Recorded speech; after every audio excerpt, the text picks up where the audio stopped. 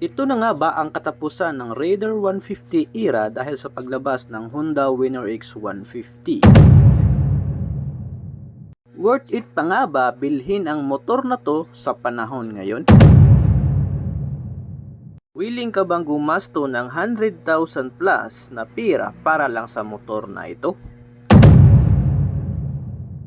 Sa bidyong ito, alamin natin ang mga katangian ng Raider 150 carburetor ng Suzuki kung ito pa ba ay swak sa panlasa mo.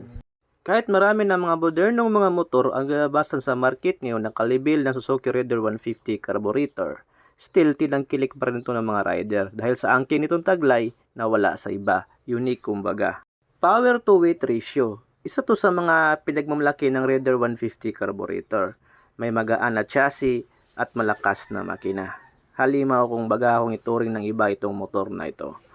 So mula nang lumabas ito sa merkado hanggang sa ngayon, marami pa rin talaga ang gustong nangangarap magkaroon ng motor na ito. Itong Suzuki Raider 150 carburetor. Ikaw nga naman, mapurma na, malakas pa yung makina at madali pa ang i-modify. Ito yung trademark ng motor na ito. Laman ito ng mga motor show, laman din ito ng mga karerahan sa karsada. Marami na rin ang nagbuwis ng buhay dahil sumubok sa kakayahan ng motor na ito. Overpower kumbaga. Kaya naman binisagan itong The Killer Underbone ng iilan. Tinawag itong Hyper Underbone ni Suzuki dahil kaya nitong lagpasan o tumbasan yung endurance mo bilang isang rider. Itong Suzuki Raider 150 carburetor kaisla. Ito yung basihan ng iilan kung paano sila bumibili ng underbone na motor. Dito nila binabase sa Raider 150 carburetor. Kung ito ba ay kayang lagpasan ang motor na ito, saka sila bibili ng motor na gusto nila. Isa paglabas ng Winner X150. So, dalawa na yung double overhead cam na underbone dito sa market. Dati kasi Sniper at Raider 150 FI at Raider 150 carburetor lang ang kadalasang ikukumpara sa isa't isa. Ngayon, nandito na yung Winner X150. Double overhead cam din yon. Itong Raider 150 na carburetor at FI kaisla, nag-iisa lang tong double overhead cam sa underbone category dito sa Philippine market. Dati yon, pero ngayon nag-iba na yung ihip ng hangin dahil sa paglabas ng Honda Winner X150. So ano pa nga ba ang mga dahilan kung bakit ito pa rin ang bilhin mo over sa mga bagong at modernong mga motor na underbone sa merkado ngayon? Sa dashboard pa lang nito, talo ka na eh. Analog yung dashboard nito at very basic lang yung mga information na makikita mo dito. Compare sa ibang mga motor, naka fully digital na at marami mga information na maaari mong magamit habang ikaw ay nagbabiyahe.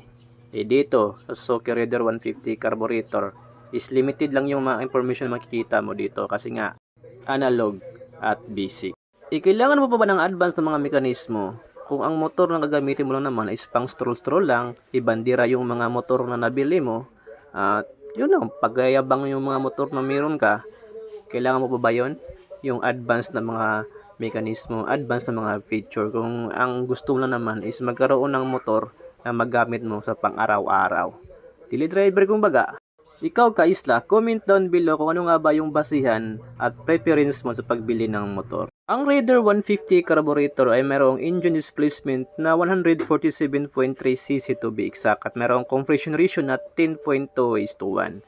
Ito ay naka-double overhead cam, 4-valve, single cylinder, 4-stroke simple at naka-oil cooled ang motor na ito. Yes, oil cooled ang motor na ito at hindi ito nag-overheat. Mas malamig pa nga ang makina nito compare sa iba. Kahit yung iba is naka-liquid cooled.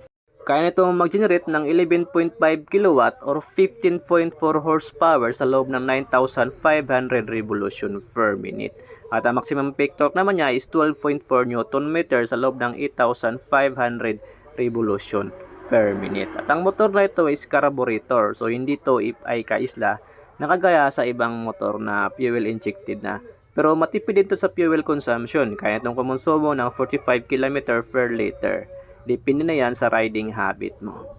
At ang timbang ng motor na ito is 107 kg lamang. Magaan ang timbang. Pero yung kanyang makina is malakas. Malakas yung kayang ibigay na power at din same time yung torque niya. So balance kumbaga. Ito naman talaga yung katangian ng mga double overhead cam ng mga motor. Balance power and torque. So ito yung kayang ibigay nila. Kaya nga naman, maraming mga rider mas prepare yung mga double overhead cam na motor over sa mga single overhead cam. So, hindi ko sinasabi na sniper, wag niyo bilhin na naka-single overhead cam. Iba yung characteristic ng sniper din kasi. Meron kasi yung VBA, variable valve actuation. So, magkakaiba kasi yung katangian ng bawat motor. Nasa inyo na lang yan kung ano yung mas prefer nyo. Yung naka-double overhead cam or naka-single overhead cam. Sa'yo yan kung ano yung hiyang na motor na para sa iyo or para sa inyo. So, that's all for today's vlog. Thank you for watching Motor sa Isla. Don't forget to like, share, comment, and subscribe. And click the bell button para maging updated ka sa mga future upload natin. So, once again, this is Motor sa Isla. Nagpaimangno na mag-amping kanunay og higugmaang Ginoo labaw sa tanan. Rise always, peace. Bye-bye.